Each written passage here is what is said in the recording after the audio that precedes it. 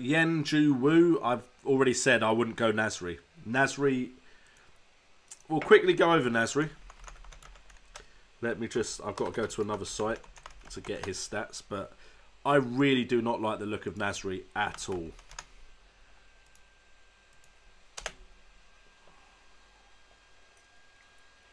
Tell you what, I'm going to finish this bottle. It just tastes too nice.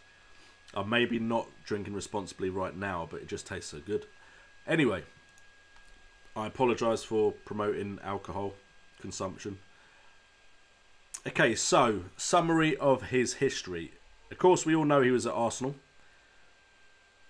Now, the issue at Arsenal was he had one season, or 2 seasons I'd say are really good. 2010 to 2011, 10 goals, 1 assist.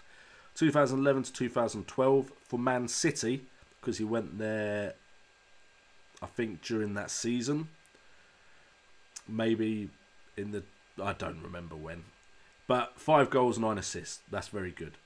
Then 2012, 2013, 2 goals, 7 assists. At the price he's coming into the FPL game at, decent. 2013-14. Now this is still 4 years ago. 7 goals, 7 assists. Again, at the current price point, okay. No, well, that's good. 2 and 6 in 2014-15 for Man City. Again, these are the top sides in the country, by the way. 2 goals, 6 assists. Since that season, 2014-15, Man City, 2 goals, 2 assists.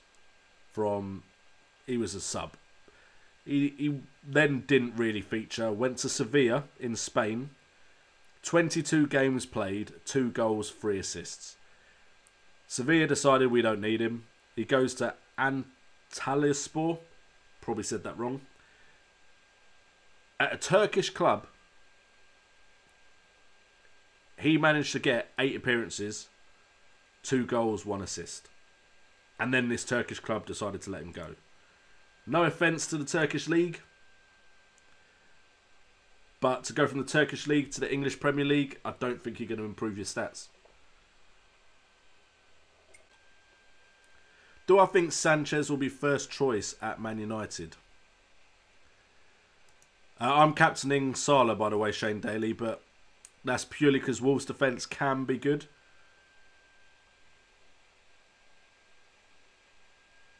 But anyway, the question was, sorry for the table bang, Sanchez.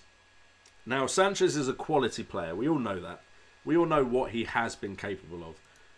Again, I've closed it. I shouldn't close it. I should just leave it there just in case I need it again. But Sanchez has had great seasons. I can actually bring up his stats on the site I usually use, but then I've got to go into different years. But Alexis Sanchez, if we look at his past,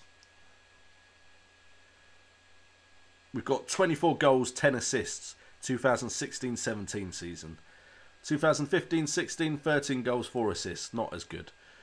But 2014-15 season, 16-8. Barcelona, 19-10. Goals, assists. So we know what he is capable of in a season. Now, I would like to think that Solskjaer's gone in there and has decided to give everyone a chance. He straight away brought back in Pogba. Played Rashford, Martial, Lingard. I feel like he's going to evaluate the whole side. If Sanchez is given a chance, it's completely possible that he comes in and absolutely smashes it. Completely possible. If that happens, I think he will go on a run of form. I think, again, he wants to prove his worth. Even if in the future he's going to leave Man United, he wants to prove he's a great player. You do that by playing and playing well. So, I think Sanchez could do really well. But I know Solskjaer has got history of Man United and the youth team, so it's completely possible Rashford and Lingard get opportunities. What I will say now is everything I'm seeing and everything I know about Solskjaer, and there are some Man United fans in the chat, they can disagree or agree with me if they like, there is the potential this second half of the season for Rashford to absolutely explode. I kind of wish, and I don't mean to ever wish this on anyone, touch wood, that Lukaku was injured for the rest of the season, because I think Rashford could go absolutely nuts. Because he's always looked good. He's always had that directness about him. But I just don't feel like he's had a manager that believes in him. And I now think he's got that. And potentially, Rashford could go absolutely ham. Vince Chapman wants to know my strategy going forward. Oh, we've got a super chat from Geordie Kev. Looking like it's from New Zealand with some New Zealand dollars. Okay, maybe I'm now drinking too much to the guy that said, is that guy, wasn't it? Alan T. But thank you so much for the super chat or donation. If you want your question got to, make sure to do that because I will get onto it next.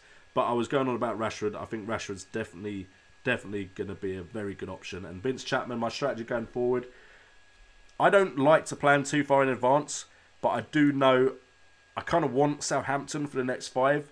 That was what Ings was there for. Everton, I've got the cover for. Liverpool, I'm thinking of doubling up on. And then transfer-wise, it's Alonso, Son, and Ings that I'm worried about. So those are the players I'm looking at alternatives for. I don't like to plan too far in advance because I feel like you limit yourself to making quick decisions. Like, for instance, if I plan too far ahead, I may not have gone with Son.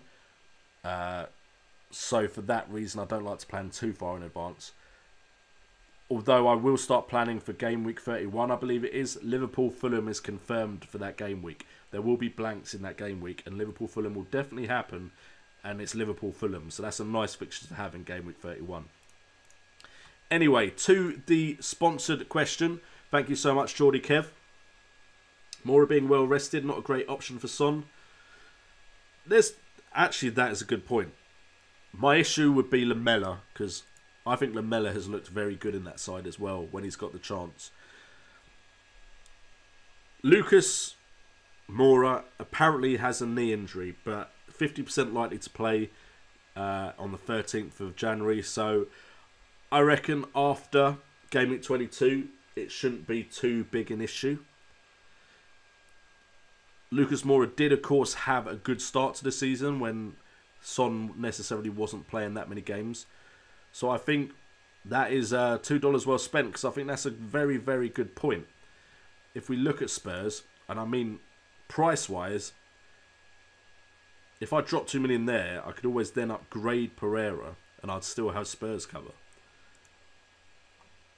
See, sometimes it's you guys helping me and not just me helping you guys, because with Son not there, I know it would only be a short-term move, but either one of these, if we could figure out who was starting, Lucas Moura had a very good period of 7, 15, 5. Then he got 9 points there, 8 points there, 11 points there. And if you think, he kind of went quiet here, which was annoying. But as a make weight, while we spend money elsewhere, just to have that Spurs coverage could be useful. And then you've got Lamela as well. Again, minutes-wise is a big worry. He has got a lot of rest. But when he does, to be honest, it's usually not in the Premier League when he plays. But even as substitute, he's sometimes looked good. It's just whether I'd be willing to take that punt. And to do it, I'd have to be like, I know I'm getting someone like Hazard in. If I had Pogba, Hazard, Salah and Sane, I could then maybe go, okay, Lucas Moura is the 5th midfielder's fine. There would be times when I'd be tempted to play him over others, but I don't feel confident enough in Lucas Moura yet. But I guarantee if he had a few good game weeks, then that could very drastically change.